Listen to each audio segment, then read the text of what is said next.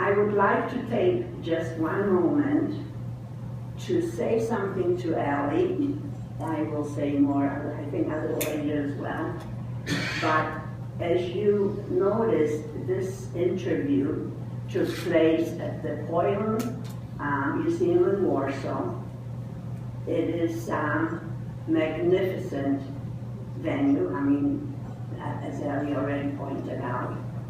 And this man who runs practically everything connected with the march and with books and interviews and research and you name it, he does.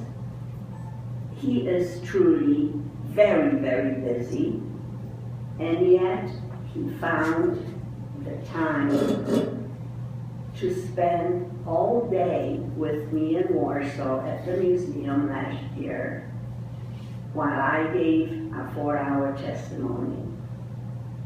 And not only that, but afterwards to take me out to a magnificent restaurant in Warsaw for a truly gourmet dinner. Kosher restaurant. Thank you very much.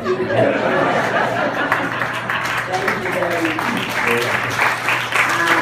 I would also like to very briefly tell you about my association with Ellie.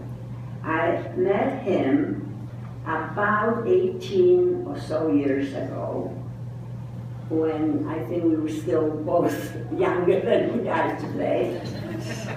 And it was very funny because I happened to be at the Lipa Green building, the old one, and for the first time.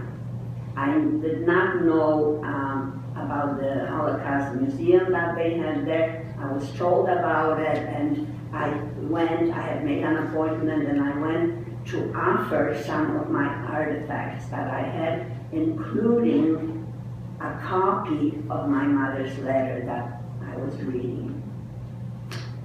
And as I walked down the hall, now I hope you remember all this, as I walked down the hallway in this building, coming from the opposite side was Ellie. Now, as we all know, Ellie has issues today.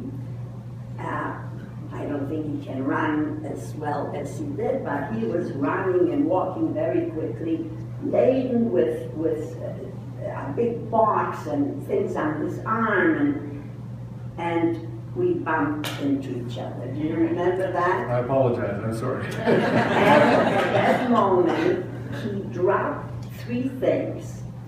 A lovely windbreaker, a blue windbreaker, a t-shirt from his bundle, and a book.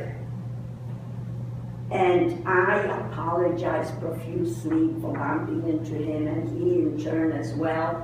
And I said, well, what is this? This is so lovely, this windbreaker. And it has a logo on the back, and it says March of the Living, and he looks at me and says, you don't know what this is? And I says, no. And he said, well, what is your name? And as anyone that knows Ellie, he never stops at what is your name? Because right away, what is your name? Where do you come from? How old are you? What is your weight? Etc., etc., etc. And where were you born, by the way? And I said, Poland. Well, have you ever been back to Poland? And I said, no. Well, don't you think you should go? And I said, yeah, I would like to, but circumstances have prevented me from doing so. He says, well, I have just the thing for you. There is a meeting next week, and he gave me the address of the people whose house this meeting was taking place, and he says, you should come, you know. And then I asked him very neatly, what is the March of the Living? I had never heard of it, I never knew about it, and that was about 19 years ago. And that's how we met. I went to the meeting. I did go to Poland that year, not with the March of the Living with the youngsters, but with adults. And actually, I haven't stopped going.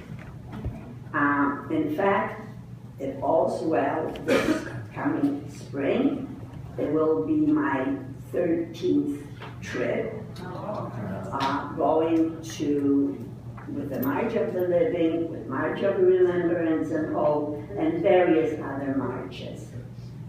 I think that it's a little tribute, I think, is really necessary at this time to the people who actually are responsible for putting it all together. Of course, Ellie is the director.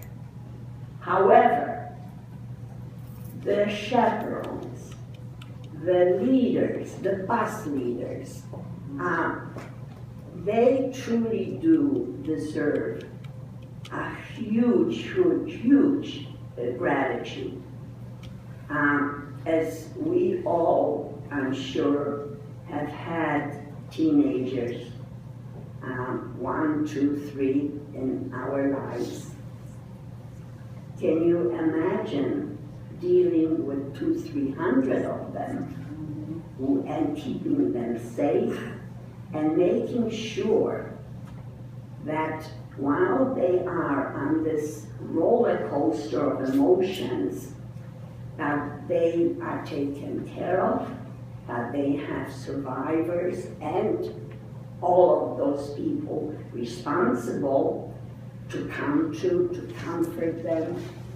It's a huge job, and they do it so well. They really do. And I think they all deserve our respect for that and our gratitude, because they keep those youngsters in line. And as they go and visit the cemeteries and the concentration camps, they see the evidence of the tragedy that took place there. They are hurt, they are in pain. After all, they're only, 16 years old.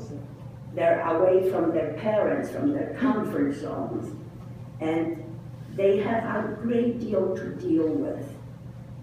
There is a lot of pain for them to see all this, definitely. And then afterwards, there is the other side of the coin. They are taken to Israel, and they let loose. Truly, they let loose. And there, they have to be also watched. Trust me, they are watched. And they have to be guided, and they have to be kept safe. And all of this is done by this man and his crew. And for this, I think we all should.